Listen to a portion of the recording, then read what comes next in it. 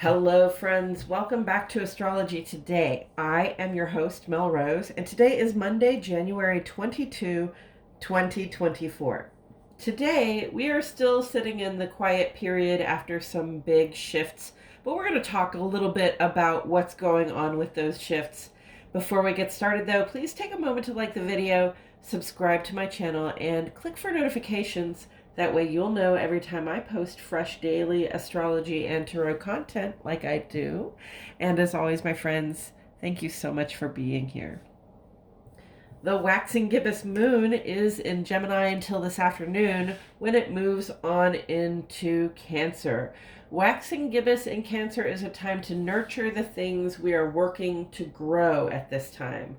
Water your plants, as they say. Use your emotional and intuitive power to make progress so that you'll have some accomplishments to celebrate with the full moon this Thursday. And the sun is now in Aquarius, and so is the planet Pluto. Did you know that Aquarius has two ruling planets? Saturn is, of course, the traditional ruler of Aquarius, and it generally represents established ways of doing things, tried and true, institutions and structures of support. Now, the modern ruler of Aquarius is Uranus, and here's a little backstory on that. So for most of the 4,000 years or so of the practices of astronomy and astrology, we did not know that Uranus, Neptune, and Pluto, our three furthest from the sun planets, even existed. Uranus was the first of those to be discovered in 1781, just a few years into the last Pluto in Aquarius transit.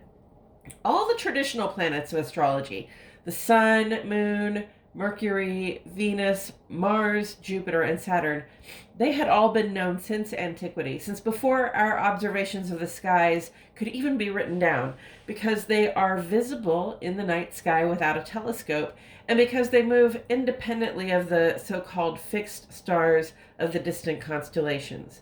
So, less than 250 years ago, when Uranus was discovered, it was a big surprise and a really big deal. And so, in astrology, Uranus came to be associated with surprising developments, upgrades in technology, like the, at that time, newfangled telescope William Herschel used to find Uranus, and brand new information that can change our perspective on old, established ways of doing things. In the decade that showed us there were more planets in our solar system than we ever knew, also brought us the invention of the parachute and the hot air balloon, bifocal glasses, which were invented by Ben Franklin, and the circular saw. Not far behind those things, the first sewing machines, the telegraph, and the stethoscope came into being, and huge medical advancements that included the first real anesthesia and the invention of vaccinations for smallpox and cholera. So, it's easy to see how Uranus would be so closely associated with the technological upgrades and massive changes to the way we view our world and move through life. The world was literally never the same after the last time Pluto entered Aquarius, and we expect similar shifts in technology to change life as we know it again some more over the next 20 years. Now, tomorrow Venus pushes on into Capricorn.